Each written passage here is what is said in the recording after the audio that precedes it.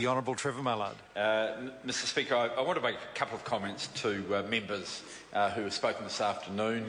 To Paul Hutchison, an old boy of the same school as myself, I just want to say one thing. Get your electorate to pay its bills.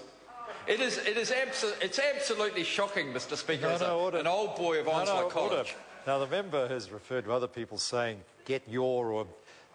The member can't use that part of speech in debate. He knows well enough, the Honourable Trevor Mallard. Say to Paul Hutchison, he should get his electorate to pay his bills. Mr Speaker, that would be a good thing to do.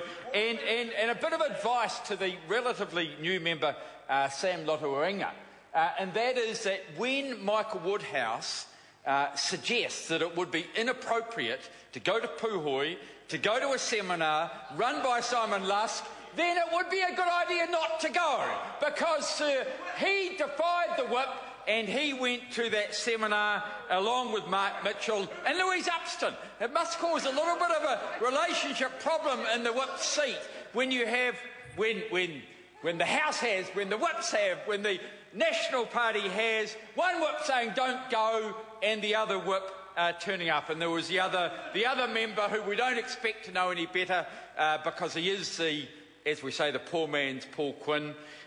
Jamie Lee Ross was the other member who apparently went to that. We don't expect him to understand, Mr Speaker, but he turned up as well. Mr Speaker, today has been an interesting day around quotations on promiscuity of New Zealand women. Mr Speaker, I know that you have been given some advice in this area yesterday, but Mr Speaker, today we heard from the leader of the Conservative Party, the person that John Key's trying to get into bed, I might say, Mr Speaker.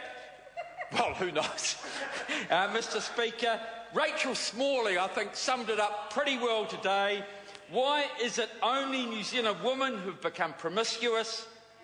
Has the country been overwhelmed by rampant lesbians?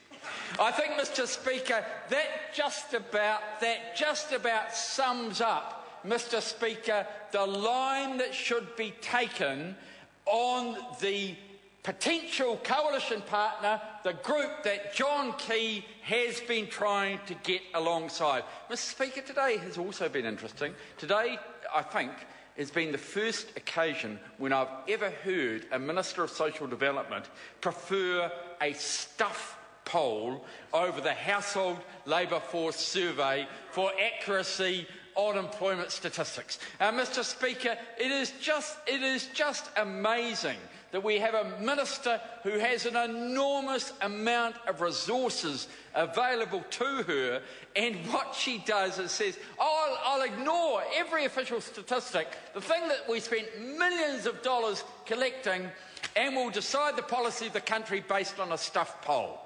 Well, Mr Speaker, that just about says it all. And that, Mr Speaker, is one of the reasons, I'm sure, why 1,000 New Zealanders are leaving every week, Mr Speaker, permanently to go to Australia.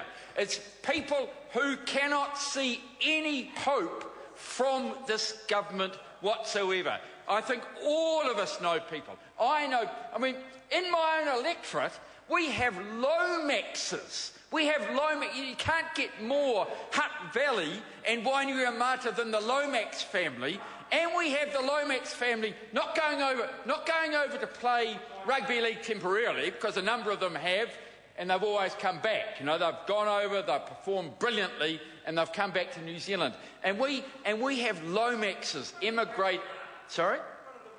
Arnold, he's still here, unfortunately. I don't want to say too much more about Arnold and his serious tackles, Mr Speaker, because I might get another one. Mr Speaker, why are they going? And they are going, Mr Speaker, because the growth under the National Party government led by John Key is the worst that we have had in New Zealand for 50 years at least, Mr Speaker. The worst growth we have had in New Zealand for at least 50 years, and it could well, because people are working their way back through the statistics, it could be worse than since the deep Great Depression, Mr Speaker. I just want to say I don't blame people for going to Australia because this government is not giving them hope. The only good thing, sir, is the stench of corruption means that they're going. Dr. Cam Calder. Mr.